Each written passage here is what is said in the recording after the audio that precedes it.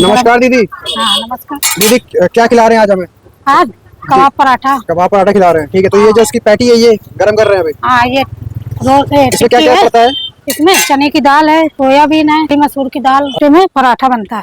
ठीक है। हम्म। कितने रुपए इसका प्राइस रहता है? इसका 40 रुपए प्राइस है। 40 रुपए, ठीक है। कर दो, आप बनने जा रहे हैं अपने एक हाँ प्लेट में पराठा, दो एक पराठे, दो कबाब। दो कबाब, ठीक है। उसमें रायता भी आएगा, जी उसमें प्याज आएगा, जी, दो पराठे, पराठा सीख रहे हैं। ठीक है। पराठा अपना एक रेडी हो गया, एक और बनने वाला है इसके बाद। हाँ पराठे तो रेडी हो गए, हाँ। अब ये कबाब जा रहा है ये इसमें। कबाब जा रहे हैं। ग्रेवी है कि ग्रेवी किस चीज़ की बनती है इसे? ये, मसालों से, और प्याज है, लहसुन है, अच्छा मसाले सारे आइटम पड़ते हैं इसमें। हाँ ये ठीक खट्टी ठीक, वाली चटनी हो गई, अच्छा। रायता हो गया, दो पराठे आएंगे। ये रेडी हो गया। हाँ रेडी इसको हो खाने के लिए कानपुर में कहाँ पे आना पड़ेगा? बर्रा है हनुमान मंदिर।